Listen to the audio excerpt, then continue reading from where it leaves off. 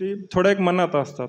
पण याविषयीचा तुमचा निर्णय, आता तुम्हाला ज्या पद्धतीने गायडन्स आहे किंवा इथं जसं तुमचं एक स्पेशल सेल बनवलं आहे सिव्हिल सर्व्हिसचा, तर तुम्हाला या गोष्टी अगोदरच माहीत पाहिजेत, आपलं अगोदरच डिसाईड पाहिजे. कारण जे सब्जेक्ट घेत आहेत तुम्ही त्यामध्ये स्कोअर करायचं आहे ना तुम्हाला, जास्तीत जास्त जेवढं अगोदर स्टडी करताल, जेवढं समजून घेताल, तो फायदा होईल तुम्हाला.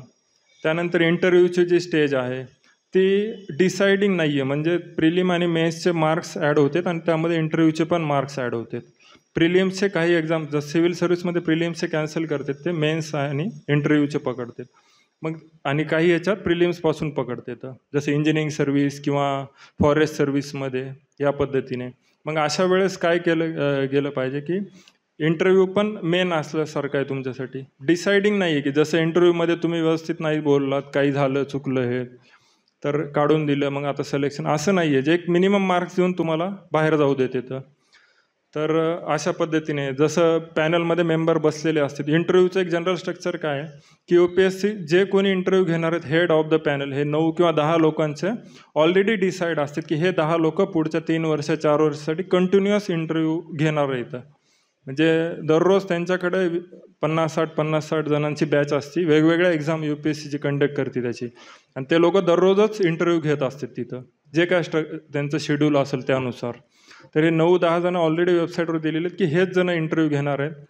इंटरव्ह्यूचा पॅनल कसा असतो, तर एक इंटरव्ह्यू घेणारा जो आहे तो UPSCवरचा, आणि बाकी 4 जण किंवा 3 जण जसं त्यांना जमल ते वेगवेगळ्या कॉलेजचे, युनिव्हर्सिटीचे प्रोफेसर जे खूप एज आहेत आणि चांगला एक्सपर्टाईज आहे वेगवेगळ्या सब्जेक्टमध्ये, त्यांना टेम्पररी हायर केलं जाते की तुम्ही पण यामध्ये इन्वॉल्व्ह व्हा, आणि मग ते मार्किंग करते ते लोक, आणि फायनली जो मेन आहे तो मार्क तुम्हाला डिसाईड करणार की याला एवढे मार्क्स द्यायचे, असं करायचे. हा प्रकार आहे. तर हे झालं इन जनरल इंटरव्ह्यूचं स्ट्रक्चर की इंटरव्ह्यू कसा असतो काय. आता इंटरव्ह्यूमध्ये मोस्टली जे काय आपण ऐकतो की खूप अवघड प्रश्न विचारले, किंवा असंच विचारलं की तू जीवनात काय करशील काय, किंवा असं काहीतरी आहे की जे सोशल मीडियावर तुम्ही ऐकतायत. मोस्टली इंटरव्ह्यू अशा पद्धतीने तर होत नाही, एकदम साधारण त्यांना दिवसातले अर्ध्या तासात एकाचा इंटरव्ह्यू घेतात, त्यानुसार ते 6-7 तासामध्ये 15 जण किंवा 10-14 जण एवढ्यांचा इंटरव्ह्यू घेतात ते. तर त्यांच्यासमोर एवढे जण येऊन जातात, त्यामुळं त्यांना स्पेसिफिक जे आहे तुमच्याविषयी माहिती कुठून मिळणार आहे, की जो विद्यार्थी आलेला आहे इंटरव्ह्यू देण्यासाठी त्याचं बॅकग्राऊंड काय आहे. तर त्यासाठी एक असतो डिटेल्ड ॲप्लिकेशन फॉर्म, DAF म्हणतात त्याला. तो इंटरव्ह्यूला जायच्या अगोदर, आता प्रिलिमच्या अगोदरच केलेला आहे तो काही एक्झामला, आणि काही याला मेन्सच्या अगोदर तो डॅफ भरावा लागतो, ज्यामध्ये तुमच्या हॉबीज काय आहेत किंवा बाकी ॲकॅडमिक पूर्ण बॅकग्राऊंड किती पर्सेंटेज मिळाले होते, काही अचिव्हमेंट असतात तर जसं NCC वाल्यांचं ते लिहू शकते, बाकीच्यांना कोणाला स्कॉलरशिप मिळाली किंवा नॅशनल टॅलेंट सर्चवाल्यांची स्कॉलरशिप मिळते ती मिळाली ते, किंवा चेस खेळला कुठं, ह्या अचिव्हमेंट्स आहेत हे त्यामध्ये लिहितात. मग इंटरव्ह्यूला तुम्ही जातात त्याच्या 5 मिनिट अगोदर त्यांच्याकडे डॅफ फॉर्म आहे तुमचा. याचा अर्थ काय की त्यांना 5 मिनिट अगोदर तुमच्याविषयी एक माइंडमध्ये पिक्चर बनते की असा विद्यार्थी येतोय की ज्याचा इंटरव्ह्यू घ्यायचा आहे. मग ते आपल्या डॅफमध्ये बघूनच आपल्याला क्वेश्चन विचारणार आहेत की अच्छा तुम्हाला स्विमिंगचं हॉबी आहे, तर स्विमिंगमध्ये सध्या काय रँकिंग्स आहेत कोणाच्या, किंवा लेटेस्ट मेडल कुठलं मिळालं होतं काय, एक इन जनरल स्ट्रक्चर. पण त्यामध्ये कुठले मोस्टली मी बघितलं सोशल मीडिया किंवा यूट्यूबवर वाह्यात क्वेश्चन की एकदमच काहीतरी असं विचारलं, अवघड विचारते, समोरचा अवघडतोय, तर मी तरी त्याच्याशी कम्युनिकेशन कशाला वाढवत जाऊ, त्यापेक्षा त्याला साधारण विचारून जाऊ देता येईल ना, एक साधं लॉजिक आहे. तर इंटरव्ह्यू अवघड नावाचा प्रकार नसतो, आपण जे लिहून दिलेलं आहे त्याविषयीच ते क्वेश्चन विचारणार आहेत, आपण जे डॅफमध्ये लिहून दिलं आहे त्याविषयी, आणि थोडंफार इन जनरल तर विचारते ना की अवेअरनेस आहे का नाही, काही लॉ पास झाले, समजा इंटरव्ह्यूची डेट आली आहे 2-4 दिवसांपूर्वी लॉ पास झालेले आहेत काही, तर त्याविषयी काही माहिती आहे का, न्यूजपेपर वाचतायत का, एक इन जनरल विचारते. पण त्यामध्ये इन डेप्थ नावाचा प्रकार नाही. इंटरव्ह्यूचा अर्थ फक्त एवढाच आहे की कम्युनिकेशन काहीतरी चालू राहिलं पाहिजे. कोणी जर मला भेटायला आलं किंवा मी कोणाला भेटायला गेलो तर आपला एक सब्जेक्ट असतो की त्याविषयी आपण बोलतो तो मोस्टली. मग तो सब्जेक्ट जो आहे तो सब्जेक्ट म्हणजे इंटरव्ह्यूमध्ये आपणच लिहून देतो की या विषयी बोला. तर काही जणांच्या कॉलेजच्या, युनिव्हर्सिटीच्या नावामध्ये महापुरुषांची नावं असते. तर मोस्टली समजा आपण कोल्हापूरचं उदाहरण घेतलं, शिवाजी युनिव्हर्सिटी आहे. इंटरव्ह्यूवर विचारतात की ज्या कॉलेजचं तुमचं नाव आहे त्याविषयी काहीतरी सांगा म्हणून. तर भरपूर जणांना ते पण बेसिक माहिती नसते. म्हणजे अवेअरनेसनं जगत नाही तर भरपूर जण असं आहे की काय चालू आहे काय नाही इन जनरल माहीत पाहिजे. तर स्वामी रामानंद तीर्थ मराठवाडा युनिव्हर्सिटी, थोडं तरी ते स्वामी रामानंद तीर्थ याविषयी माहीत पाहिजे. तर हे इंटरव्ह्यूला जायच्या अगोदर तुम्ही जर ती इन्फॉर्मेशन देताय त्यामधला एक एक शब्द तो वाचणार आहे, त्याला जे युनिक वाटणार अँटिक वाटणार की हे काहीतरी वेगळे त्याविषयी ते 5 मिनिट बोलणार आहेत. म्हणजे तुमचा इंटरव्ह्यू आत्ताच फिक्स आहे. जे कोणी इंटरव्ह्यूला जाणार आहेत ना काय प्रश्न विचारणार त्याच्यातले 90% क्वेश्चन फिक्स आहेत, अगोदरच माहिती येतं. ते कसे माहिती आहे तर आपला डॅफ एक ब्लँक डाउनलोड करायचा आणि भरून पाहायचा. त्यामध्ये कोणालाही दिलं आपण अननोन पर्सनला तर त्याला याविषयी काय काय वाटते की अच्छा ह्या युनिव्हर्सिटीतून आहे तर याचं नावाविषयी तुम्हाला काय माहिती आहे, हे काय माहिती आहे, शाळेतलं नाव असं आहे किंवा काही प्लेसेस आहेत तुम्ही काही ठिकाणी बिलॉंग करतात. जसं मला इंटरव्ह्यूमध्ये त्यांनी विचारलं होतं की तुम्ही पुण्यात राहतात. आता मी होमटाऊन जे परभणीऐवजी पुणे दिलेलं होतं कारण मोस्टली माझा टाईम तिथं गेलेला होता आणि मला पुण्याविषयी जास्त माहिती. परभणीत होतो त्यापर्यंत शाळेत होतो तर फिरलेलो आणि ते नाही, तर मला इंटरनेटवरून माहिती काढून तयारी करावी लागली असती. त्यापेक्षा पुण्याविषयी मी माहिती दिली आणि माझे जे पॅनल जे हेड होते ते UPSC चेअरमन आत्ता लेटेस्ट जे रिटायर झाले ते मनोज सोनी सर होते. त्यावेळेस ते मेंबर होते, नंतर चेअरमन झाले. तर त्यांनी माझा इंटरव्ह्यू घेतला. तर ते म्हणले की मी मागच्या म्हणजे करोनात तर इंटरव्ह्यू चालू होता, पण ते म्हणले की मागे मी एकदा लिव्ह ट्रॅव्हल कन्सेशन म्हणजे गव्हर्नमेंट ऑफिसरला LTC मिळते की तुम्ही 1 वर्षात ऑल ओव्हर इंडिया कुठेही फिरून येऊ शकता. तर ते पुण्यात आले होते आणि लोणावळा वॉटर पार्कविषयी ते म्हणले की काही सांग तुला माहिती आहे का काय. तर मी पुण्यात असून वॉटर पार्कला कधीच गेलेलो नव्हतो की आता ज्या पद्धतीने वय झालेलं आहे की त्या मी पुण्यात आलो. लहानपणी असलो असतो 5वी 7वीला तर आईवडिलांना म्हणलो असतो जाते सगळे मित्र मलाही घेऊन जा. नंतर कधी इंटरेस्ट आला नाही. बाकी किल्ल्यांवर तर गेलेलो होतो इकडे तिकडे सगळीकडे ट्रेकिंगला, ती तयारी केली होती. आणि ते सर नेमके पुण्यात मागच्याच वर्षी ते वॉटर पार्कला चक्कर मारून गेले होते. आता जे काय त्यांचा टूर प्रोग्राम असेल फिरून गेले होते. ते विचारत होते, मी म्हणलं फक्त आहे एवढं माहिती आहे, मी गेलेलो कधी नाही, स्पष्ट सांगितलं मी त्यांना ते. तर असं एक इंटरव्ह्यूमध्ये जेवढेही क्वेश्चन विचारणार आहेत तुम्हाला त्यामधले सगळ्यांचे उत्तरं द्यायचे नाही, सगळ्यांचे छडेतोड उत्तरं नाही. अर्ध्या वेळेस सर मला माहीत नाही आहे किंवा मला आठवत नाही आहे हे असं म्हणलं तरी चालते किंवा मी गेस करू इच्छितो, हे असा प्रकार आहे इंटरव्ह्यूमध्ये. म्हणजे पूर्ण जी एक्झाम आहे तुमचं हे इंटरव्ह्यूपर्यंत, इथून पुढे तर ॲडमिनिस्ट्रेटिव्ह प्रोसिजर बाकी आहेत, पण फॉर्म भरण्यापासून ते इंटरव्ह्यूपर्यंत ह्या मोस्टली भरपूर गोष्टी डिसाईडेड आहेत, आत्ताच डिसाईड आहेत तुमच्या बाबतीत. तुम्ही कुठले सब्जेक्ट शिकतात त्यानुसार तुम्हाला पहिलं वर्ष काय अभ्यास करत असताल, दुसरं वर्ष काय करत असताल, UPSC तयारी चालू केल्यावर तुम्ही आत्ता जे शिकलेलं तेच रिवाईज करत असाल. इंजिनिअरिंगवाले ते पहिल्यांदा वाचत असतील हिस्ट्री जिओग्राफी, कारण जे शाळेत झालेलं आहे त्यांना ते एवढं आठवत नाही, ते डीपमध्ये नव्हतं पण, आणि ते रेफरन्स बुकमधून त्यांनी कधी वाचलेलं नाही. त्यामुळे तुम्हाला काय करायचं आहे तर जे आत्ता करतायत ते परफेक्ट करायचे, सध्या जे चालू आहे ते बेस्ट करायचे. हे तुमच्याच इथं म्हणू शकतो तो. बाकी इंजिनिअरिंग MBBS CA आत्ता जे करतायत ते परफेक्ट केलं नाही केलं तरी फरक नाही पडत. ती डिग्री मिळाल्यानंतर त्यांना परत तुमचाच सिलेबस वाचणं आहे. त्यापेक्षा की तुम्हाला बेस्ट चान्स आहे की तुम्ही परफेक्ट करू शकता जे काय आहे ते सगळं काही. तर ही एक इन जनरल प्रोसिजर झाली.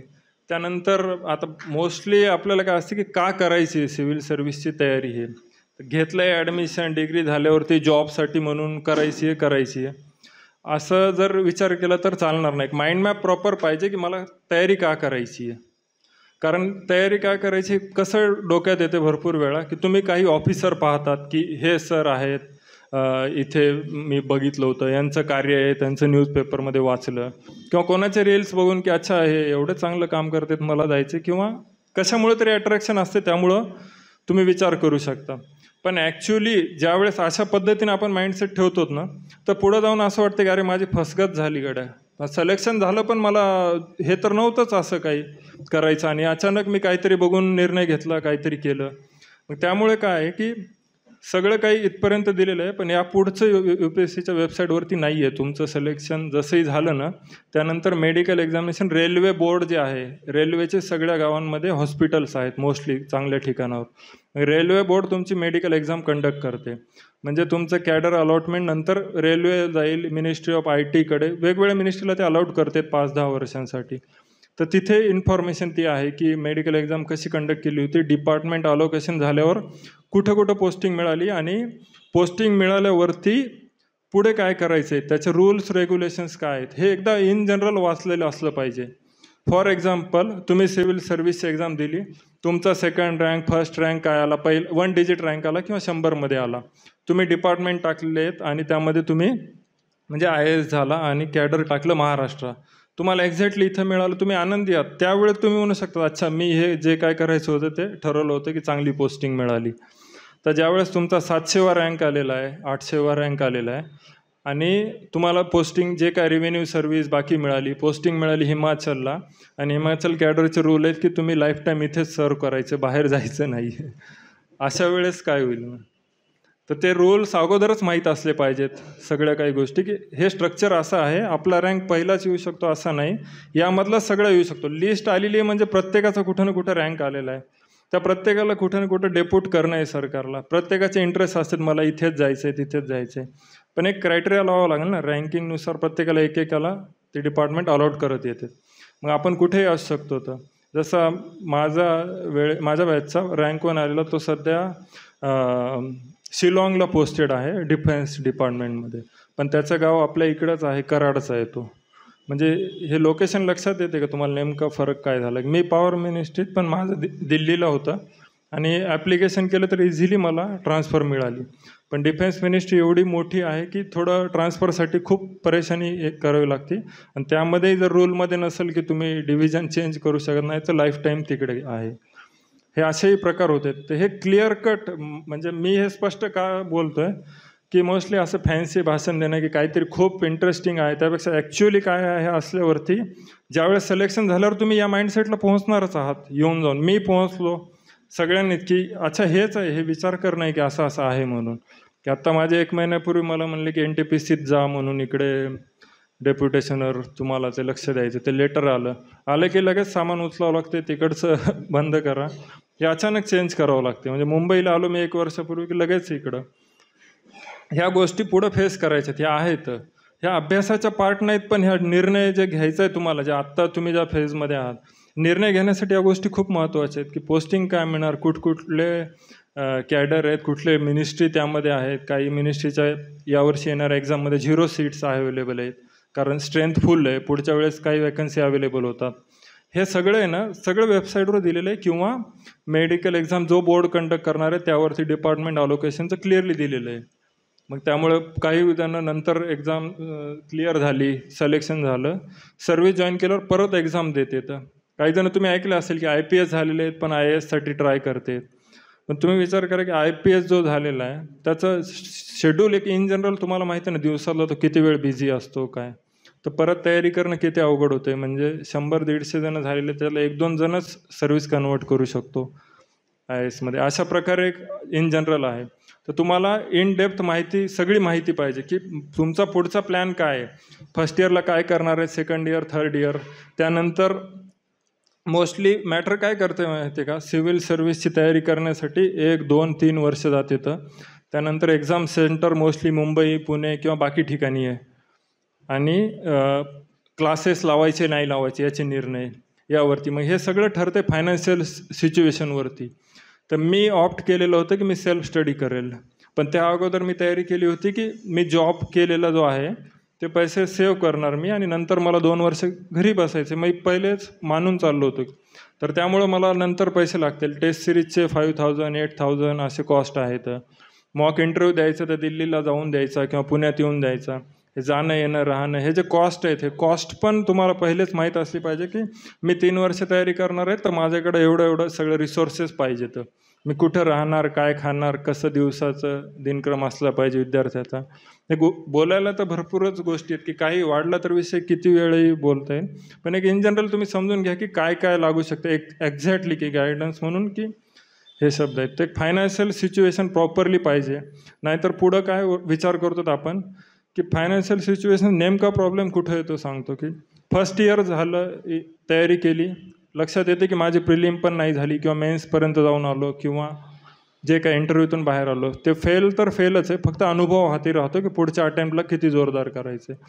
पण ज्यावेळेस तुम्ही ड्रॉबॅक काढतात की फर्स्ट अटेम्प्ट माझा गेला कारण मी चांगल्या बुकमधून स्टडी नाही केलं, म्हणजे पहिल्या वेळेस तुम्ही cheap copy study material use केलं होतं, लोकल पब्लिकेशन केलं होतं, किंवा एक्झॅक्ट त्या ऑथरचं यूज केलं नव्हतं जे बाकी लोक रिकमेंड करते. कारण कॉस्ट डिफरन्शियलमुळे तुम्ही निर्णय घेतलेला असतो की मी हे बुक यूज करतो, याच्यातही सगळं दिलेलं आहे. हे गोष्टी छोट्या छोट्या टाळलेल्या गोष्टी मायक्रो मॅनेजमेंट पुढे जाऊन प्रॉब्लेम देते की अटेम्प्टवर परिणाम देतो. ह्या गोष्टी काय आहेत की काही जण खरोखर हुशारही असतात की अगोदरपासून केलं, घरी वातावरणच तसं आहे, आई वडील हे गव्हर्नमेंट सर्वंट आहेत, त्यांच्यासाठी मॅटर नाही करत, पण आपलं बाकी जे आहे आपण साधारण आहेत, तर त्यावेळेस आहे ना ह्या गोष्टी खूप मॅटर करतात की मला एक अटेम्प्ट वाया नाही जाऊ द्यायचा आहे. एक गेल्यावरती मी ॲनालिसिस करायला जाईल त्यावेळेस मला सगळा प्रॉब्लेम हाच आहे की पुढचा अटेम्प्ट दिसतो की अरे बापरे आता काय करायचं आहे, किंवा मी एवढ्या वयाच्या टप्प्यात आहे, मग आता हे निर्णय घेऊ का परत एकदा एक्झाम द्यायचा. तर ह्या गोष्टी होतात. जसं करोना आल्यावरती आहे, माझा अटेम्प्ट 1.5 वर्ष झालं आणि हॉस्पिटल सगळे हे होते, त्यामुळं मला सर्व्हिस अलोकेशनला पण 1 वर्ष पुढं गेलं अजून. कारण काय की मेडिकल एक्झाम कंडक्ट करायला सगळीकडे करोनामुळे बंद होतं. हे जे प्रकार झाले ना, त्यामुळं मला ऑलरेडी मी जॉब केला होता इंजिनिअरिंग फील्डमध्ये, त्यामुळं थोडंफार बॅकअप होतं, तर मला 1 वर्ष अचानक वाढलं तरीसुद्धा परिणाम झाला नाहीत. पण टेस्ट सिरीज द्यायला ते पैसे लागतात, इंटरव्ह्यूला जाण्यासाठी लागतात, मॉक इंटरव्ह्यूची तयारी करायला लागतात, आणि इंटरव्ह्यूचा ड्रेस घेण्यासाठीपासून सगळं जे वेगळा ड्रेस घ्यावा लागतो, थोडंफार आपल्याला व्यवस्थित जावं लागतं ना 1 दिवसासाठी. ह्या सगळ्या गोष्टी आहेत. तुम्ही सगळ्या गोष्टी प्रॉपरली जर विचार करताल ना, तर त्यावेळेस तुम्हाला लक्षात येईल की अच्छा मला करायचं आहे का नाही करायचं आहे, एवढा वेळ जाणार आहे, मी वयाच्या 24-25 वर्षी दुसरा तर प्लॅन नको करू का, मग हे करायचं तर एवढा वेळ जाणार आहे, फिक्स माहीत पाहिजे, एवढे माझे रिसोर्सेस जाणार आहेत, आणि त्यानंतर जे काय मिळेल त्याची प्रेडिक्टेबिलिटी नाही आहे, कारण रँकिंगनुसार अलॉट होणार आहे. जे काय रँक येईल ते पण माझ्या हातात नाही, माझ्यापेक्षा अतिप्रचंड तयारी करणारे असू शकते, तर त्या गोष्टीवरती मॅटर करते. तर तुम्हाला इन जनरल आयडिया पहिले असली पाहिजे स्टार्टला प्लॅन करण्याच्या अगोदर, करायचं आहे का नाही करायचं आहे. ज्यावेळेस करायचं आहे त्यावेळेस मग सगळं काही वेबसाईट आणि अवेलेबल आहे, त्यानुसार तुम्ही तयारी करू शकता. आता इन जनरल आहे की सर्व्हिसला लागल्यावरती काय फॅसिलिटी मिळतात, हे एक मोस्टली अट्रॅक्शन असते की का करायची आहे त्यासाठी, आहे का नाही. तर मोस्टली पे स्केल जे आहे तर 10th लेवलपासून वरती मिळतात, आणि जॉईनिंगला असल्यानंतर. तर हे जे आहे ऑनलाईन दिलेलं आहे वेबसाईटवरती की किती मिळते इनिशियली, त्यानंतर घर मिळते का, गाडी मिळते का, ह्या मोस्टली असतात गोष्टी, सगळं काही असते, सगळं मिळतं आहे, पण पोस्टिंग असते नागालँडला, तर पुढं काय करायचं त्याचं. तर असं प्रकार आहे. ह्या गोष्टी लक्षात घ्यायच्या की ज्या काय आहेत त्या इंटायटलमेंट्स असतात, ते सरकार कमी जास्त करते, आता अवेलेबल नाही किंवा गाडी स्क्रॅपला आहे, दोघांनी एकच यूज करा, असे प्रकार होते. तर पण ठीक आहे की हे अगोदर तुम्हाला माहीत असेल ना, तर लक्षात येईल की एक्सपेक्टेशन खूप वाढणार नाहीत, आणि प्रॉपर ज्याला माहिती आहे ना की न्यूट्रलाइज पद्धतीनं, जो इमोशनल होऊन मला खूप चांगलं मिळणार आहे, किंवा पोलीसमध्ये जाणार मी आणि मला सॉल्यूट करतील काही, ह्या वेळेस जे विचार करतो ना, हे फॅन्टसी येतं. यामुळं माणूस योग्य निर्णय घेण्याच्या बाबतीत काय करतो की विचार कमी जास्त करतो, सारखं डोक्यात दुसऱ्याच गोष्टी चालू आहे. प्रॉपर माहिती ना हे होणार आहे तर हेच आहे, रिझल्टच्या दिवशी धडधड झाली नाही पाहिजे. आपण लिहिलं आहे ना पेपर, आपल्याला ऑलरेडी माहिती आहे की मी अटेम्प्टच जर 300पैकी समजा 2 पेपर आहेत, 300पैकी 240चे केले, तर मला 100% थोडे कमी पडतील, माझी एवढी ॲक्युरेसी नाही आहे. ॲक्युरेसी मला टेस्ट सिरीजमधून कळाली मला की मी 200 लिहितो आणि पडते 100च असं. तर मग त्यावेळेस कळतं की आपला अटेम्प्ट यावेळेस होणार नाही. तर ह्या गोष्टी असं ज्या पद्धतीने तयारी करत जाताल, जो योग्य रस्त्याने जातोय ना त्याला पुढच्या गोष्टी अगोदर कळता येतात. बाकी एक रस्ता पकडला योग्य आहे तुमचा, तर तुम्हाला पुढच्या योग्यवाल्याच गोष्टी दिसणार, ज्याचा ऑलरेडी रस्ता चुकलेला आहे त्याला पुढच्या सगळ्या गोष्टी चुकीच्या होत जातात. हे असा प्रकार आहे. आता दिवसातून स्टडी जो आहे मी किती वेळ केला, किंवा इन जनरल काय रुटीन असते अभ्यासाचं, बरोबर. दिवसा उठल्यानंतर काय, किती जणांनी असं ऐकलेलं आहे की 15 तास अभ्यास केला, 14 तास अभ्यास केला UPSCच्या विद्यार्थ्यांनी. ऐकलं असणार आहे ना तुम्ही इन जनरल की 14 तास अभ्यास करते, ते 8 ते 10 तासाच्या वर अभ्यास त्यामध्ये सेवच होऊ शकत नाही, तर कशाला तुम्ही लोड घेता. जे कोणी सांगतंय 14 तास 15 तास, आता कसं एका जागेवर बसणं शक्य आहे, का बसतोय, आणि पुढं काय झालं मग रिझल्टचं, नुसताच एका जागेवर बसल्यावरती कसं होईल. हे आहे तो ऑप्टिमम स्टडी, हे 8 तास 9 तास आहे, त्यापेक्षा जास्त करायचं नाही. की प्लॅनिंग व्यवस्थित नाही केली, काही नाही, शेवटच्या महिन्यात लोड येतोय खूप, 14 तास बसावं लागते, म्हणजे तो अटेम्प्ट गेलेला आहे. तुम्ही पहिले तयारी व्यवस्थित केली नाही, म्हणून शेवटी तुमच्यावर आलं की 14 तास अभ्यास करणं. तर ज्याच्यावरती जास्त लोड येतो ते शरीर थकत जाते, स्ट्रेस खूप येतो ना, जसं तुम्ही प्रवास ते करून आले ना, अचानक लेक्चरला बसवलं तुम्हाला, तर ते पहिलं लेक्चर तुमचं एवढं काही डोक्यात जात नाही. ते तसाच प्रकार की आपण आपल्याला घरात बसून थकवतो. 8-9 तास अभ्यास करायचा, जे लागणार दिवसा झोपणार हे प्रकार नाही, की जे काय स्ट्रक्चर दिलेलं आहे, जसं तुम्ही कॉलेजला सकाळी येतात 9ला, तर 8-9ला दिवसा अभ्यास चालू केला, जर तुम्ही जॉब नाहीत करत आहे. सकाळी 8 पासून रात्री 9 पर्यंत हा टाईम आहे, यामध्येच अभ्यासाचं मॅनेजमेंट करायचं. तर माझं इन जनरल स्ट्रक्चर होतं की मी व्यायाम ते करायचो नाही, जे जिमचे किंवा बाकी असले, पण मी सकाळी 5 किलोमीटर ते 6 किलोमीटर दररोज पळून यायचो. सकाळी उठलं की डायरेक्टच ग्राउंडवरती पळायला जायचो आणि एक ग्लायडिंग सेंटर म्हणून हडपसरला आहे, तिथं 3 किलोमीटर खाली आणि वरती यायचं 3 किलोमीटर, एवढा छोटाच व्यायाम करायचो. जोरात पळत जायचं, 5, 5.5, 6 किलोमीटर होत होतं. हे एवढ्या छोट्या व्यायामामुळं दिवसभर मला बाकी व्यायामाची गरज नाही, तब्येत व्यवस्थित राहील असं आहे हे. आणि हे झाल्यावर 8पर्यंत रेडी होऊन मी 8 ते 1 वाजेपर्यंत साधारण अभ्यास करत होतो. 1 ते 2:30पर्यंत गॅप असायचं की जेवण करायचं, आणि दररोज दुपारी मी एक 20 मिनिटाची पॉवर नॅप, जे अलार्म लावून झोपत होतो की लगेच उठायचं 20 मिनिटात, कारण नंतर पुढं थकल्यासारखं होईल. एक सकाळी 5 तासाचा झालेला आहे ना अभ्यास, त्यामुळं मग 2:30पर्यंत उठून म्हणजे दुपारच्या वेळेत परत रात्री 9पर्यंत बसायचो. मध्ये थोडं वेळ अर्धा तास काढायचो की इथलच्या इथे चक्कर किंवा टेरेसवर राऊंड मारून येणे, हे प्रकार करत होतो.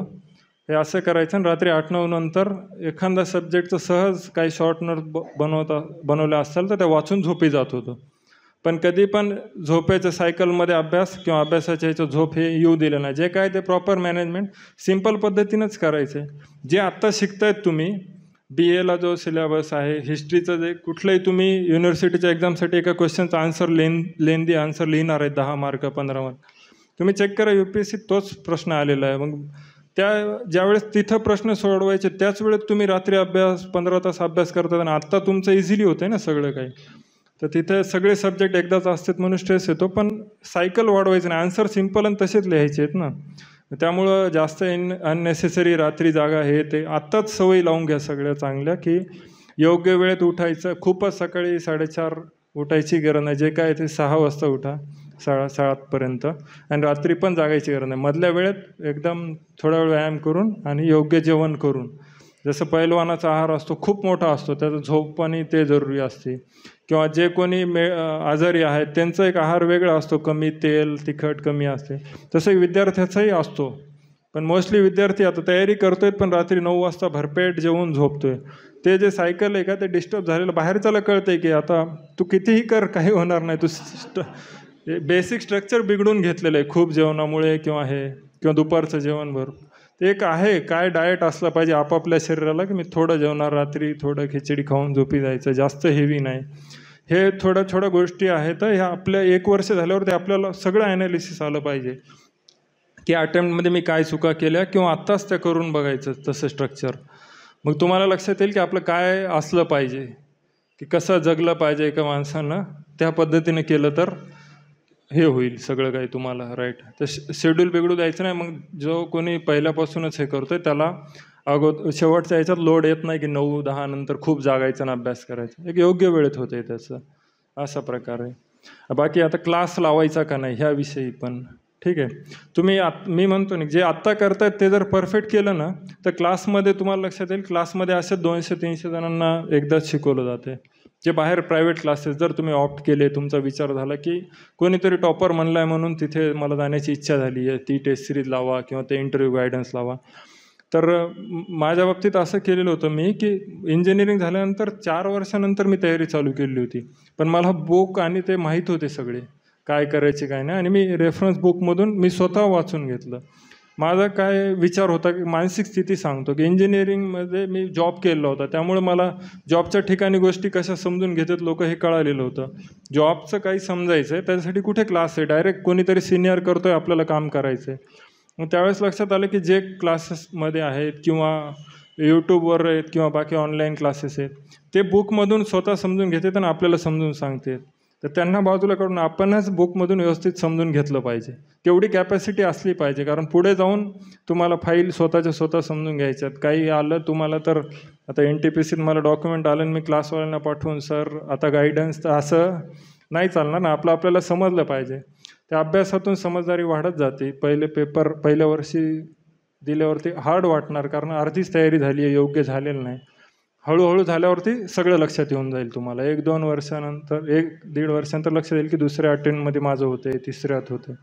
हे पुढे जाऊन कळतं, सुरुवात केल्यावरतीच कळलं, असं आहे.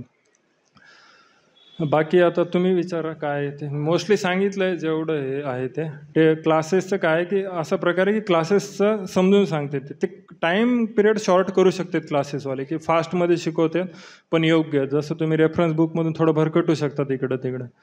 मग ज्यावेळेस तुम्ही प्रिव्हियस इयर क्वेश्चन वाचताल त्यावेळेस तुम्हाला लक्षात येईल की अच्छा हे विचारते येते. प्रिव्हियस इयर क्वेश्चन UPSCच्या वेबसाईटवर आहे, या गोष्टी या सब्जेक्टचं विचारते, तर मला त्या दृष्टीनेच वाचलं पाहिजे. जसं तुम्ही युनिव्हर्सिटीत करतात की ह्या गोष्टी विचारणार आहेत, याचे ॲडव्हान्टेज सांगा, याच्यातलं डिफरन्स सांगा दोन ह्याच्यातला. प्रत्येक चॅप्टरमध्ये डिफरन्स असतो सब्जेक्टमध्ये, ॲडव्हान्टेज डिसॲडव्हान्टेज किंवा बाकी गोष्टी, शॉर्ट नोट्स लिहा, ब्रीफ नोट लिहा, हे आहेत जे युनिव्हर्सिटीत झालेले तेच UPSCचं आहे. तुम्ही अगोदर तुमचे पेपर डाउनलोड करा आणि फक्त क्वेश्चनच वाचून घ्या, काय आहे काय नाही विषयी. तुम्हाला गोष्टी लक्षात येतात की अच्छा हे असं आहे सिलेबसमध्ये, म्हणजे ही तयारी करायची. मग ही तयारी मी करू शकतो का क्लास लावायचा, हे त्यावेळेस निर्णय होईल. की फक्त क्वेश्चन पेपर, प्रिलिम्सचे मेन्सचे क्वेश्चन पेपर डाउनलोड करायचे मागच्या 20 वर्षाचे, 1-2 वर्षाचे नाही 20 वर्षाचे, आणि फक्त इन जनरल वाचायचं. त्यामध्ये काही घटना बेस्ड क्वेश्चन असतात, जसं GSTचे क्वेश्चन 2016च्या दरम्यान UPSCत येऊन गेलेले, त्याविषयी नाही. कारण तुम्ही ज्यावेळेस 2024-25ला देताल, 26ला येताल, त्यावेळेस GSTच्या दुसरा करंट जो मुद्दा चालू आहे त्याविषयी तुम्हाला क्वेश्चन येईल त्यामध्ये. म्हणजे हे इन जनरल असं आहे की समजून घ्यायचे की अरे मला GST विषयी आता माहीत नाही, पण तो क्वेश्चन येऊन पण गेलेला आहे आणि तो त्या सिच्युएशन बेस्ड त्या विद्यार्थ्यांना विचारला होता की त्यांचा अवेअरनेस चेक केला होता. तर तुम्ही लक्षात घ्यायचं की पेपर ॲनालिसिस पूर्ण व्यवस्थित करायचं. मागचे जे वर्षींचं आहे सगळ्या वर्षात फक्त क्वेश्चन वाचून घ्या एकदा, म्हणजे त्यानुसार तुम्ही माइंडसेट तयार होईल की अच्छा मी इंडेक्स वाचताना किंवा पेपर आपलं ज्यावेळेस टेक्स्टबुक वाचतोय त्यावेळेस हे वाचलं पाहिजे, कारण याविषयी क्वेश्चन आलेले आहेत. 1दा-2दा वाचा. वेटेज वेगवेगळे कशात किती आहेत त्याविषयी माहिती घ्या की या सब्जेक्टला एवढं वेटेज आहे. ऑप्शनल सब्जेक्ट कुठला घ्यायचा, जे स्पेशलायझेशनवाला घ्यायचा का दुसरा घ्यायचा, हे निर्णय पण तुम्ही प्रिव्हियस इयर क्वेश्चन वाचून घ्यायचे. बुकची साईज वाचून घेऊ नका बघून की हे पब्लिक ॲडमिनिस्ट्रेशनचं बुक 300 पानाचं एकदम पटकन होऊन जाईल, कशाला डिग्रीवालं कुठलं तरी घ्यायचं, हिस्ट्रीचे 3-4 पुस्तकं वाचावं लागते, असं नाही. तुम्ही तुमचं जे प्रिव्हियस इयर विचारले त्यानुसार तुम्हाला काय वाटते की अच्छा असं मला माझ्या माइंडसेटला हे योग्य आहे म्हणून मी हे घेतो. जर कमीवालं आणि ज्याच्यातून सगळे सिलेक्ट होते असंवालं जर विचार करत असाल तर UPSCनं बाकी ठेवलेच नसते, एकच कुठला तरी सगळ्यांनीच द्या ना. ऑप्शनल यामुळे दिलेत की प्रत्येकाचे माइंडसेट वेगवेगळे येतं, प्रत्येकाला काही गोष्टी समजतात व्यवस्थित. कोणाला जिओग्राफीचं चांगलं समजतं, कोणाला पब्लिक ॲडमिनिस्ट्रेशन, सोशिओलॉजी, तर असा प्रकार आहे. बाकी आता तुम्हीच विचारा काय हे करायचं. मी इन जनरल स्ट्रक्चर सांगितलं आहे की जे गायडन्स म्हणून कामाला येईल ना, किंवा बाकी माहिती पण सांगितली जसं शेड्यूलचं काय आहे, किंवा तरी तुम्ही जे पण कुठल्याही रेंजमधला क्वेश्चन असू द्या बिंदास विचारा तुम्ही. आता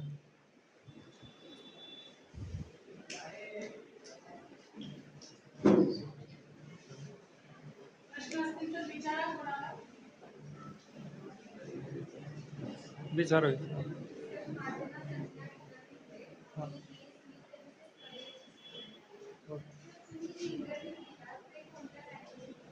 कोणत्या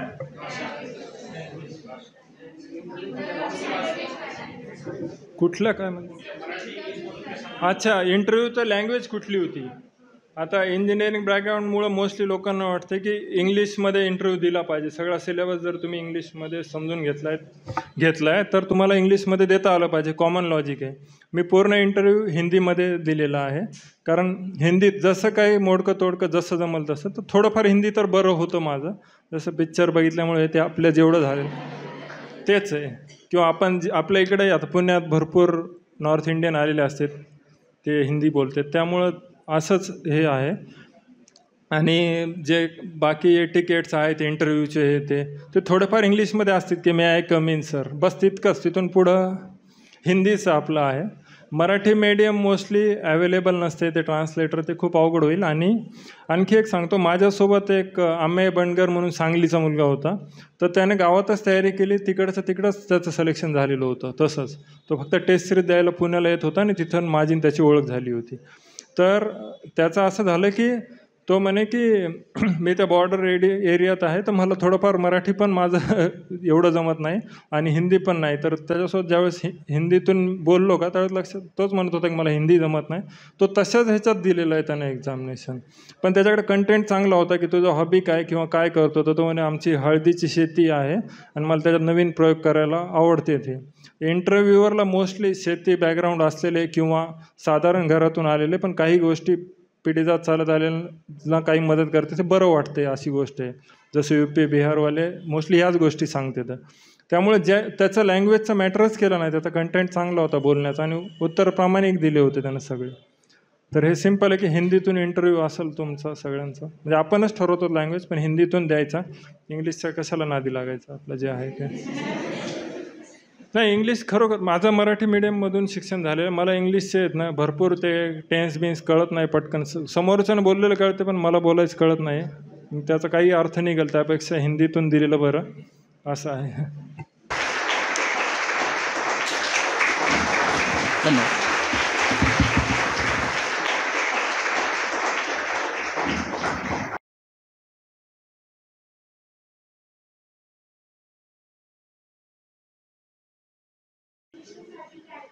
हां हां अच्छा, पॅरेंट्सचा विचार करून येते. हां हां हां बरोबर, आलं लक्षात मला क्वेश्चन काय आहे की हां, ह्या सगळ्या गोष्टी होतात. ॲक्च्युली प्रिलिम फेल झाली, बस आरामशीर. प्रिलिम फेल झाल्यावरती पण लक्षात येते की मेन्समधून फेल झालो, बाहेर आलो, तर असं असते की दुसरा अटेम्प्ट 2-3 महिन्यावरती आलेला आहे प्रिलिम. पण प्रिलिममधूनच बाहेर गेले की लक्षात येते की आता सगळ्या गोष्टी इथून 2.5 वर्ष येतं. अर्ध वर्ष जे राहिलेलं पुढच्या वर्षी तयारी करायची आणि पोस्टिंग येईपर्यंत, जर सिलेक्शन होणार असेल तर, किंवा त्यापेक्षाही जास्त वाढत जातो हे. मग मोस्टली आपण प्रेशरमध्ये येतो की टाईम पिरियड वाया चाललेला आहे खूप माझा. आणि मोटिवेशन जे आहे, मी अगोदरही म्हणलं ना की मी क्लिअर कट बोलतो. मोटिवेशन मी यामुळे बोलणार नाही की फॅन्टॅसीवाल्या विचारामुळे आहे ना खूप नुकसान होतं आहे, की काहीतरी विचार करते तुम्ही जे ॲक्च्युअल स्थितीला धरून नाही आहे. सिलेक्शन झालं तुम्हाला सगळ्या गोष्टी ॲक्च्युअलला धरून असायला पाहिजेत. मग जे काय डिप्रेस ते होते ना, त्याचं कारण आहे की अगोदर एक्झाम फेल का झालं. मी म्हणतो ना, एक्झामचा रिझल्ट अगोदरच माहिती आहे तुम्हाला. तुम्ही जेवढी तयारी करणार आहेत, जर जानेवारीत मेमध्ये एक्झाम आहे प्रिलिमची, तुम्ही तयारी फेब्रुवारीमध्ये चालू केली तर तुमचा रिझल्ट तो फेल येणार आहे. तुम्ही पुढच्या रिझल्टवर लक्ष पाहिजे.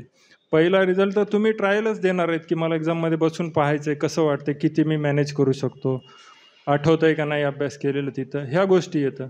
मग अगोदरच माहिती आहे फेल होणार आहेत किंवा माझा ट्रॅक असा आहे, हे सगळं माहीत असल्यावरती कुठलंही टेन्शन आहे ना, करायचं आहे ते पूर्ण करूनच थांबायचं आहे ना. जर एखादं ठरवलं एवढा सिलेबस मला कंप्लीट करायचा आहे, मग एक्झाममधलं फेल्युअर आहे का, अभ्यास केल्यावरती जास्त वाटत नाही. खूप अभ्यास झाला असल्यावर घरचेही म्हणतात की तू बरोबरच केलं होतं. आता हे रँकिंग किंवा कट ऑफ आहेत, हे कॉम्पिटिशनचा भाग झाले. त्याच्यात तुम्ही काय करणार आहेत आता. 98 मार्काचा कट ऑफ आला, तुम्हाला 96 मिळाले, तर झालं, संपला विषय, तुम्ही बाहेर आहात. पण अभ्यास केला होता ना तुम्ही, व्यवस्थित दिसतोय. मग डिप्रेशनमध्ये ते नाही. डिप्रेशनमध्ये जाण्याचं आणखी एक कारण आहे की तयारी करतात पुण्याला किंवा दिल्लीला, आणि आईवडील घरी, मोस्टली शेतीचं बॅकग्राऊंड आहे, त्यांना माहिती नाही. मग ते फक्त कधी होणार आहे हाच प्रश्न, कुठपर्यंत झालेलं आहे काय, हे 3 महिने अगोदर विचारलं तर आत्ताच कळते ना की काय यावेळेस होणार आहे का नाही. तो एक स्ट्रेस वाढत जातो, वय वाढत जाते, ह्या गोष्टी येतात. त्यामुळं पहिलं स्टेप आहे की जे तयारी करणार आहेत त्यांनी घरच्यांना पुढच्या 2-3 वर्षाची माहिती अगोदरच द्या की असं असं आहे आणि हा एक्झॅक्ट मॅप आहे. मी अधिकारी होणार आहे, ऑफिसर होणार आहे, त्या पद्धतीने जर सांगितलं तर त्यांना टाईम पिरियडचं माहितीच येणार नाही. त्यांना फायनान्शियली ठेवा की 2 वर्ष एक्झाम झाली तर एवढे टेस्ट सिरीजचे एक्झामिनेशन, इंटरव्ह्यू झाला तर इंटरव्ह्यूला जाऊन येण्याचे, फ्लाईट पकडून येण्याचे, हे सगळे हे असे प्रकार आहेत. हे एवढे पैसे 1 वर्षाचे, दुसऱ्या वर्षाचे एवढा वेळ मी घरी बसणार आहे आणि हे होणार आहे.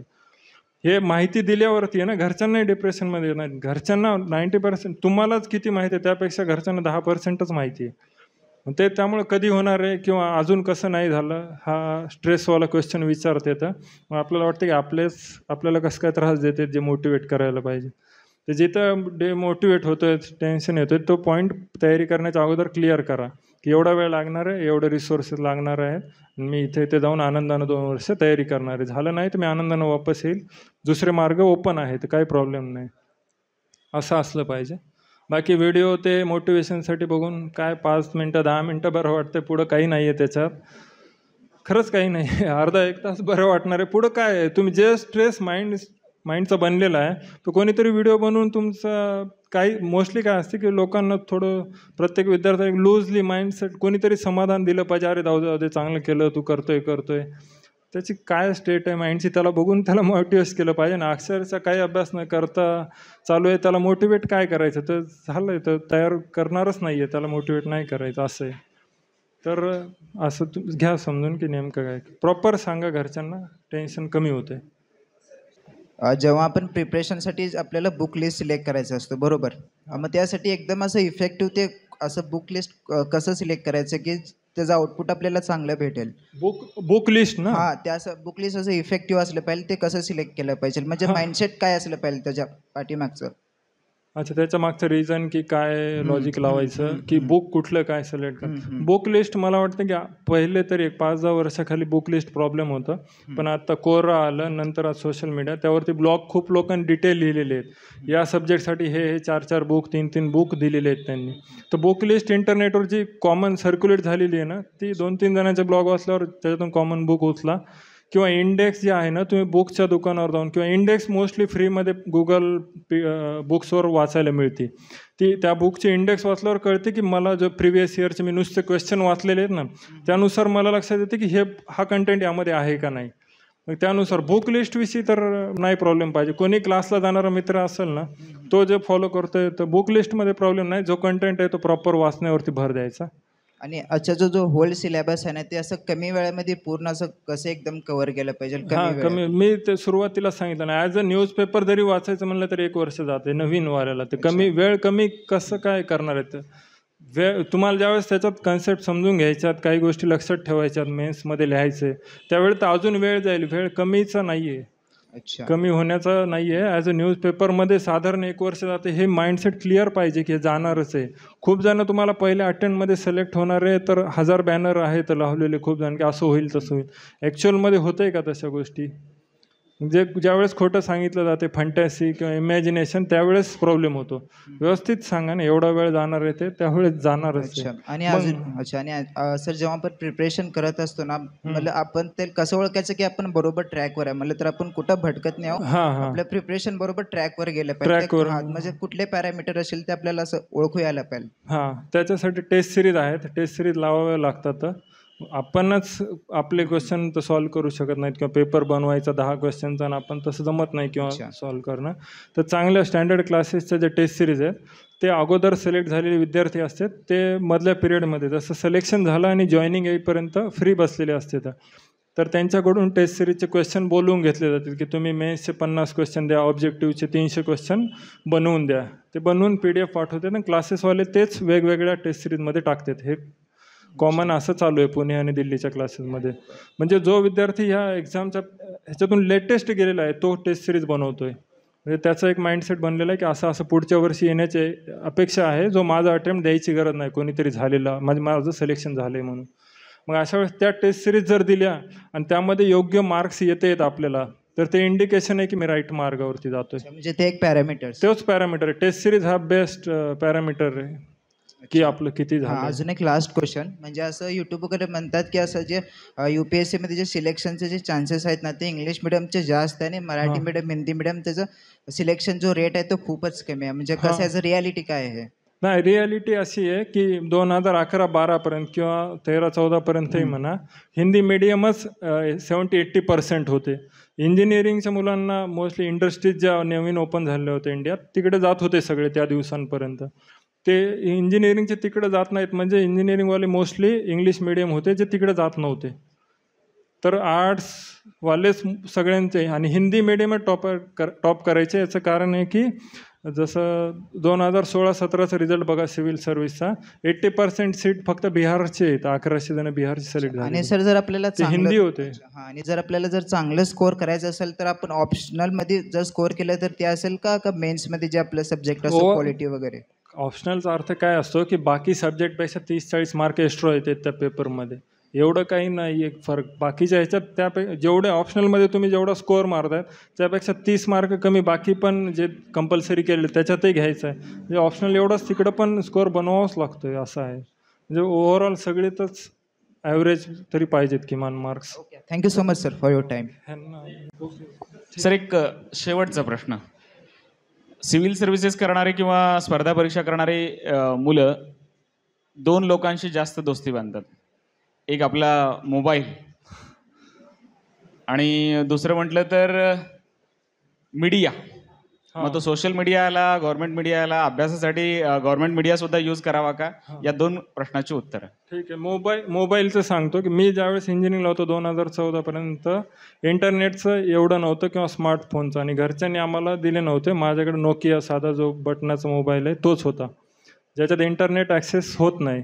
तर त्यावेळेत मी इंजिनिअरिंगचे 4 वर्ष काय करत होतो की इंटरनेट कॅफे चालायचे त्यावेळेत की 20 रुपयात 1 तास. तर मी आठवड्याभरात जे काही कॉलेजमध्ये काही झालेल्या गोष्टी आहेत, मेकॅनिकलचे काही ॲनिमेशन पाहायचे, तर ते मी नोट करायचो आणि शनिवारी किंवा रविवारी मी 1 तास कॅफेत बसून पाहून यायचो. म्हणजे इंटरनेटचा यूज आठवड्याभराचे कामं नोट करायचे आणि शेवटी 1 तासात पाहून यायचे. एवढंच काम करत होतो.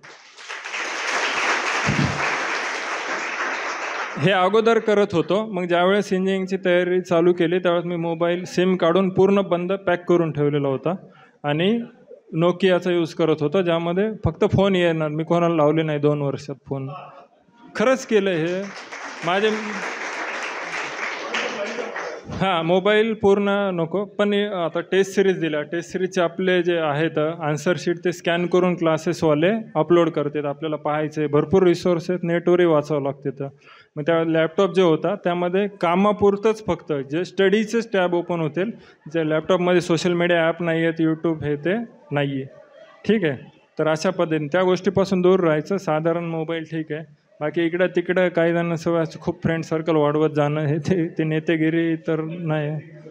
आणि न्यूज चॅनल जे आहेत गव्हर्नमेंटचं डिबेट किंवा इलेक्शन येणार आहे त्यावेळेत काय करायचं, बाकी गोष्टीच्या वेळेस काय करायचं, यापैकी कुठल्याही गोष्टी सिलेबसला नाही त्याच्यात नादी लागायचं नाही.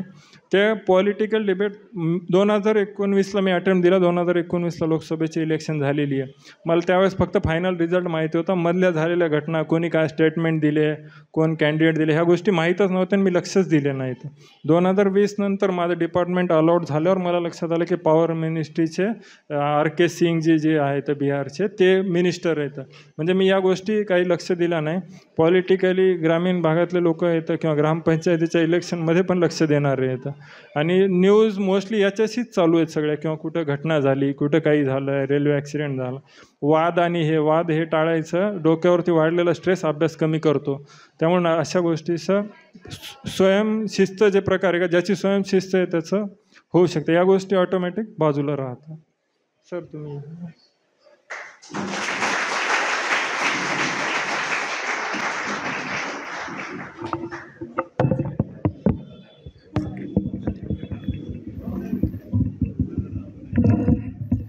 Thank you, sir, for your valuable guidance and telling us the outlay of UPSC. Your words will have a lasting impact on our thoughts and action. Now, I would request Ruturaj Bua sir to put forth their insights. या कार्यक्रमाचे कारण अनुभवाची एवढी उंची मी काही गाठू शकणार आहे मला माहिती आहे. त्यामुळं माईक आता खाली आलेला आहे. माननीय सन्मती कुरकुटे साहेब, त्यानंतर ज्यांच्यामुळं आज कुरकुटे साहेब आपल्याकडे आले ते शंकर वडणे सर. या कार्यक्रमाची अतिशय बारकाईनं ज्याला आपण म्हणतो की मांडणी म्हणा किंवा योजना म्हणा ते करणारे माझे सहकारी. आता किती जणांची नावं घ्यायची, म्हणजे भानप मॅडम याच्या केंद्रबिंदू आहेत हे मी मान्य करतो. त्यांचेही अनेक सहकारी आहेत. समोर आत्ता सरांनीच भाषणाच्या सुरुवातीला उल्लेख केला की सिव्हिल सर्व्हिसेसचे विद्यार्थी आहेत, NSS NCC किंवा अगदी ज्युनियर कॉलेजचे पण काही विद्यार्थी दिसत आहेत. या सगळ्यांना अतिशय समर्पकपणे मार्गदर्शन केलं. मी सरांचाच शब्द घेतो, फॅन्सी भाषण करण्यापेक्षा अतिशय मुद्देसूद आणि ज्याला आपण म्हणतो की तुम्हाला महत्त्वाचं उपयोगी पडणारं असं भाषण केलं. मुद्दाम मी मनपूर्वक आभार मानण्याच्या आधी उल्लेख करतो, कालच माननीय चेअरमन साहेब धर्मराजजी काडादी यांच्याशी चर्चा झाली. असे अधिकारी आपल्याकडे मार्गदर्शनाला येत आहेत. त्यांनी एकच विनंती अशी केली आणि मीच मुद्दाम ती सार्वजनिक पद्धतीने करतोय की साहेब आता प्रत्यक्षामध्ये NTPCमध्ये काम करतायत, इथंच डेप्युटेशन आहे. आत्ता लक्षात आलं प्रश्न विचारायचा होता यांना, पण अजून काही जणांच्या मनात प्रश्न असतील. त्यांनी 3 प्रश्न आवर्ते घेतले. बऱ्याच जणांच्या मनात प्रश्न असतील. मी बानप मॅडमना मुद्दाम तो निरोप देऊ इच्छितो की चेअरमन साहेबांनी सांगितलं आहे की जर ज्यांना सहज शक्य होईल, म्हणजे मला वाटतं महिन्यातनं एकदा वगैरे हे आपण प्रश्न गोळा करू किंवा इंटरॅक्शन पद्धतीनं, कारण हा मला वाटतं ही सुरुवात आहे, उपक्रम आपण म्हणून घेतला. पण साहेबांनी अतिशय बारकाईने त्यात सविस्तरपणे मांडणी केली. तर महिन्यातनं एकदा आपल्याशी संवाद करायला, म्हणजे तुमच्या शंका अडचणी, जसं मोटिवेशनबद्दल विचारलं, मला वाटतं परफेक्ट उत्तर लक्षात राहील. ते प्रत्यक्षामध्ये मला वाटतं मी विनंती करेन की जर शक्य झालं तर आपल्या सवडीनं गायडन्ससाठी सिव्हिल सर्व्हिसेसमध्ये आपण यावं. ज्या पद्धतीने त्यांनी सगळी मांडणी केली, म्हणजे परभणीसारख्या ग्रामीण भागातनं आलेले, मी जेव्हा सकाळी भेट झाली तेव्हाच म्हणत होतो की परभणी आणि सोलापूर तशी रचना फारशी वेगळी नाही. मला वाटतं स्वानुभवातनं त्यांनी जे मांडलं ते खरोखरच अवर्णनीय होतं. प्रत्यक्षामध्ये जो अनुभव घेतला त्या अनुभवातनं आलेले बोल, मला वाटतं स्ट्रक्चर म्हणून ते म्हणाले, पण त्याच्याशी कितीतरी गोष्टी त्यांनी जोडल्या. ज्या गोष्टी परिचयातनं आल्या, त्यांनी सांगितलं मी थोडी माझी इंट्रोडक्शन करून देतो, ती त्यांची नव्हती. UPSC करणाऱ्यांना येणाऱ्या अडचणी, म्हणजे तुमच्या वयात ज्या अडचणी येतात तेव्हापासून त्यांनी सुरुवात केली. मला वाटतं तो अनुभव शेअर करणं ही खरी महत्त्वाची शिदोरी आमच्यामध्ये आलेली आहे. मी सहज विचार केला की कोणी लिहून घेत आहे का बघत होतो. 1-2-3 जणं सोडले तर लिहून घेत नव्हते. ते काम आमच्या प्राध्यापक संतोष पवार मराठीचे प्राध्यापक आहेत, सोशल मीडियाचं सगळं काम ते बघतात, त्यांनी रेकॉर्ड केलेलं आहे. पण मी त्यांना अशी विनंती करेन की जोपर्यंत हे सगळं भाषण तुम्ही ऐकलेलं तुम्हाला काय समजलं ते बानप मॅडमना देत नाही तुम्ही, तोपर्यंत हा व्हिडिओ अपलोड होणार नाही. मला वाटतं त्यातनं काहीतरी आपल्याला पुढं जाता येईल. निशाचं मुद्दाम मी तिला नाव विचारलं, कारण माझा थेट मी शिकवायला जात नाही. मुद्दाम मी कौतुक करतो, जे कुरकुटे सरांनी सांगितलं ते प्रत्यक्षात तिने आचरणात आणलं. प्रसंग काय येतो आणि कसा येतो, इंटरव्ह्यूच्या बाबतीत तुम्ही विचारत होता, सरही सांगत होते, इंटरव्ह्यूमध्ये तुमच्या पर्सनॅलिटीची टेस्ट असते. डॅफ्सचा उल्लेख त्यांनी केला की तुम्ही जे देता त्याच्यावरूनच सगळं तुमची तपासणी होते. मला वाटतं हे सगळं करताना, म्हणजे आत्तापर्यंत मला जे दिसतंय की शंकर सरांसारखे त्यांचे मित्र आहेत, त्यांचं ऋण त्यांनी मान्य केलं. आम्ही त्यांना, मला वाटतं बानप मॅडमना माहिती आहे की 1 दिवस आधी फक्त इन्फॉर्म केलं. कुठलंही हेजिटेशन किंवा कुठल्याही प्रकारे, अधिकारी म्हणल्यानंतर थोडंसं ज्याला आपण दबकाला होतं, पण हा जमिनीवरचा, ज्याला वेल ऑन द ग्राउंड म्हणतात, असा अधिकारी आपल्याला आज बघता म्हणून लाभला. तर त्यांनी जे प्रामुख्यानं सांगितलं, आपल्या व्यक्तिमत्वातनं व्यक्त केलं, शेतीचं उदाहरण दिलं, आईवडिलांचा संदर्भ दिला, तुम्ही आत्ता प्रश्न विचारला त्यानंतरही निराशा येते काय करायचं, मोटिवेशन किती महत्त्वाचं आणि ते स्वतः डेव्हलप करावं लागतं. मला वाटतं एकच मी उद्गार, म्हणजे एक वाक्य सांगू शकेन की सर तुम्ही जे सांगितलं तेच सगळ्यात बेस्ट मोटिवेशन होतं. आणि मुद्दाम निशाचा जो उल्लेख केला, सेन्स ऑफ टायमिंग ज्याला म्हणतात, किंवा समयसूचकता, आम्ही कुणीतरी सांगितलं असतं काहीतरी कर, मग नंतर केलं असतं तर फार फरक पडला नसता. मला वाटतं इंटरव्ह्यूमध्ये अशाच गोष्टी तपासल्या जातात की सिच्युएशनच ही निर्माण केली जाते. निशाच्या डॅफमध्ये आजच एक ॲड झालेली आहे गोष्ट की समयसूचकता ही तिच्याकडं आहे. आणि जर समजा, मला खात्री आहे ती इंटरव्ह्यूला जाईल, त्या स्टेजपर्यंत जाणार, फक्त असंच कुरकुटे साहेबांच्या हस्तेच मी त्यांचा सत्कार आयोजित करीन जेव्हा तो अधिकारी होशील. कारण जी समयसूचकता दाखवली त्याबद्दल मी मनपूर्वक नुसतं आभार मानत नाही. मला वाटतं हेच मोटिवेशन आहे. आणि हे मोटिवेशन तुम्ही शिकलात प्रत्यक्षामध्ये, त्याला फार काही लागत नाही, तुम्हाला अलर्टनेस लागतो. आणि जे सरांनी त्यांच्या व्याख्यानातनं अतिशय बारकाईने सांगितलं, सरांनी काही प्रश्न विचारले किंवा मुद्दाम आपल्याला लक्षात आलं असेल की काळ असा आहे की त्या अवस्थेत कितीतरी बर्डन्स घेतात. म्हणजे ते बोलतानाही तुमच्या, म्हणजे आत्ता मला जाणवलं आणि मोकळेपणाने मीच थोडासा संवाद साधतो, तुम्ही सिव्हिल सर्व्हिसेसचे नाही आहेत मला माहिती आहे, पण बोलतानाही टेन्शन होतं की आता TYला आहेत का SYला आहात तुम्ही? आता 3rd इयरला, 3rd year pressure is building. साधारणतः नोकरी कशी करायची, काय करायचं, चेहऱ्यावरचं अजूनही त्यांचं टेन्शन कमी झालं. जरा हसलात तर मला वाटतं बरं होईल. पण ते जे टेन्शन आहे ते त्यांच्या अजून काही प्रश्न विचारतो, अजून एक क्लास विचारतो. मला वाटतं सरांनी ते प्रेशर हलकं केलं, इतक्या सहजपणे केलं. त्यांनी सांगितलेलं तुम्हाला प्रत्येक गोष्ट लक्षात ठेवण्यासारखी आहे की 15 तास वगैरे अभ्यास केल्यानंतर काय अवस्था होईल, जे आहे ते सगळं विसरून जाईल. अतिशय बारकाईनं प्लॅनिंग, नियोजन त्यांनी जे मांडलं, मला वाटतं ते त्यांच्या पर्सनॅलिटीतनंच व्यक्त होतं आहे की इतक्या अचूकपणे सगळ्या गोष्टी करणं आणि त्या सहजपणे करणं. मला वाटतं हे सरांचं वैशिष्ट्य मीसुद्धा लक्षात ठेवण्यासारखं आहे. जसं आपण म्हणालो की अनुभवाची उंची आणि ज्ञानाची खोली आणि त्याच्या जोडीला असलेले कष्ट, या सगळ्यांचा संगम आपण पाहिला. निश्चितच भविष्य काळासाठी हे मार्गदर्शन आपल्याला उपयोगी पडणार आहे. क्षितिजासारखी अतिशय ज्याला आपण अस्खलित इंग्रजीमध्ये, जे मलाही जमेल का नाही आज शंका आहे, निवेदन करते, हे सगळं टीमवर्क आहे. आणि मग मी म्हणेन, जसं चेअरमन साहेबांचा उल्लेख केला, आज ते पूर्वनियोजित दौरा होता म्हणून परगावी गेलेले आहेत, नाहीतर ते अवश्य येतो म्हणाले होते. पुढच्या वेळेला त्यांना बोलवा, मी येईन.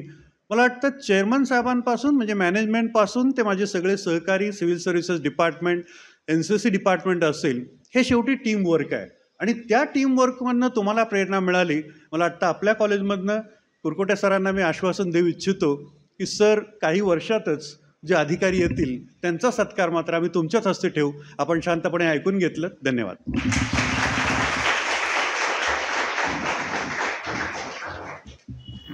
Thank you, sir, for sharing your insights of our chief guest words. Now, I also welcome HOD of Geography Department, Mohalkar sir, Dr. Maske sir, and Sakre sir. I welcome each one of you, of everyone present here and giving your presence. Now, let's move forward. I would express all the gratitude to the people who have helped me for making this a success. Now, I would request Dr. Rahul Salunke sir to express his gratitude towards our today's guest.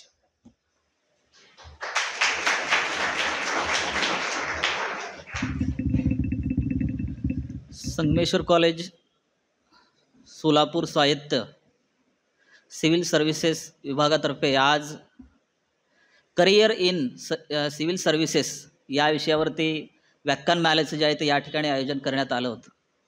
या व्याख्यानमालेसाठी उपस्थित असलेले सर्वांचं सुरुवातीला जे आहे ते मी स्वागत करतो. आणि या व्याख्यानमालेचा तो शेवटचा अंतिम टप्पा आहे तो म्हणजे आभार प्रदर्शन.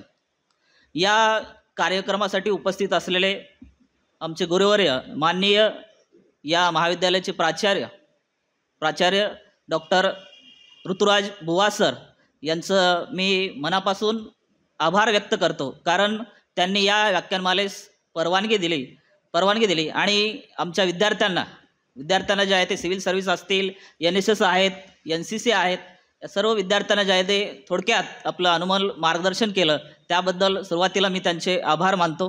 त्यानंतर या कार्यक्रमाचे जे प्रमुख व्यक्ती आहेत, जे आपण भाग्यवान आहोत की सेकंड रँकने UPSCमध्ये आलेले, जे प्रामुख्यानं बघितलं आपण तर कुरकुटे सर, सन्मती कुरकुटे साहेब, जे प्रामुख्यानं पॉवर डिपार्टमेंटमध्ये इंडियन मिनिस्ट्रीमध्ये काम करत आहेत, जे की आपल्या सोलापूर जिल्ह्याचंही भाग्य आहे. कारण NTPCमध्ये सध्या ते कार्यरत आहेत. त्यांनी सुरुवातीपासून जे त्यांचे अनुभव सांगितले की शालेय स्तरापासून ते सिलेक्शनपर्यंत कोणत्या पद्धतीने जे आहे ते त्यांचा जे अनुभव जे आहे ते सर्व प्रकारे त्यांनी जे आहे ते सादर केला. प्रामुख्यानं परीक्षेचा पॅटर्न, त्याच्यानंतर परीक्षेची तयारी कशी करायला पाहिजे, त्यानंतर मेन्स असेल, प्रिलियम असेल, इंटरव्ह्यूज असतील, या कशा प्रकारे हँडल केल्या पाहिजेत, तुम्ही अभ्यास कसा केला पाहिजे, अभ्यासाची जी आहे ते सवय कसं लावून घेतली पाहिजे, इथून जे आहे ते आपल्या आहार कुठला घेतला पाहिजे, आहार कशा प्रकारे घेतला पाहिजे, आपला व्यायाम कसा केला पाहिजे, इथून जे आहे ते सर्व जे बारीक ज्या गोष्टी आहेत आपण ज्याच्याकडे दुर्लक्ष करतो. सरांनी सांगितलं की आपण ज्या छोट्या गोष्टी आहेत याच्यातूनच जे आहे ते ज्यावेळेस एखादी प्रिलियम असेल किंवा मेन्समधून आपण बाहेर पडतो त्यावेळेस सेकंड टाईमला ते आपल्या लक्षात येतं. ह्या गोष्टी ज्या आहेत ते तुम्हाला आजच आपल्याला जे आहे ते सरांनी जे आहे ते साध्या सोप्या भाषेत, कारण बरेचसे विद्यार्थी आपले ग्रामीण भागात आहेत, त्यांनी उत्तम प्रकारे जे आहे ते साध्या भाषेमध्ये जे आहे ते आपलं अनमोल जे आहे ते मार्गदर्शन आपल्याला केलं, त्याबद्दल जे आहे ते सरांचं मी पुन्हा एकदा जे आहे ते आभार मानतो. सरांसाठी जे आहे ते परत एकदा टाळ्या झाल्या पाहिजेत.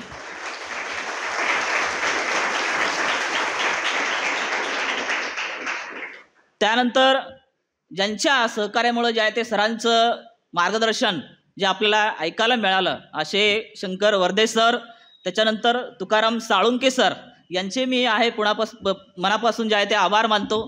त्यानंतर भूगोल विभागातील विभाग प्रमुख मोहरकर सर, मस्के सर, NSSचे प्रमुख साखरे सर, याशिवाय या कार्यक्रमासाठी जे आहे ते खऱ्या अर्थाने जे आहे ते सिव्हिल सर्व्हिस विभागातील ज्या कोऑर्डिनेटर आहेत, वंदना भानप मॅडम, याशिवाय बल्लाळ मॅडम, बुवा मॅडम, त्याच्यानंतर जे आहे ते शेख मॅडम यांचे मी आहे ते मनापासून जे आहे ते आभार मानतो. याशिवाय पवार सरांनी जे आहे ते प्रामुख्याने जे आहे ते मीडियाचा जे आहे ते वापर मोठ्या प्रमाणात जे आहे ते आपल्याला पुन्हा आपल्या विद्यार्थ्यांसाठी जे आहे ते ही संधी आहे की पुढे जाऊन जे आहे ते आपण हे व्हिडिओ जे आहे ते एक मोटिवेशन म्हणून, सरांनी सांगितलं की मोटिवेशनचा जे आहे ते मोटिवेशन म्हणून जे आहे ते आपल्याला हे जे आहे ते पुन्हा ऐकता येतील. याशिवाय जर बघितलं आपण तर आपल्या सिव्हिल सर्व्हिस विभागातील सेकंड इयरची विद्यार्थी क्षितिजा यांनी जे आहे ते चांगल्या प्रकारे इंग्लिशमधून जे आहे ते प्रामुख्यानं सूत्रसंचालन केलं, तिचं मी मनापासून जे आहे ते आभार व्यक्त करतो.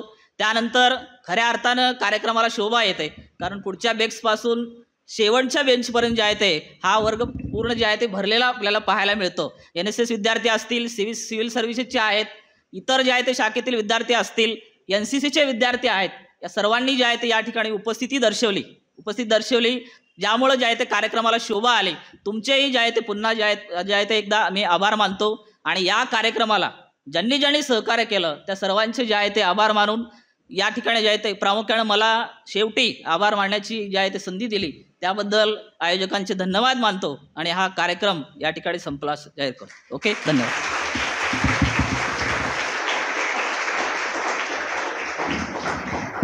Thank you each one of you for presence and we are truly grateful for Kurkute sir to be here, and we are really very grateful for your question and answer session also. So let me conclude today's program with a quote of Nelson Mandela.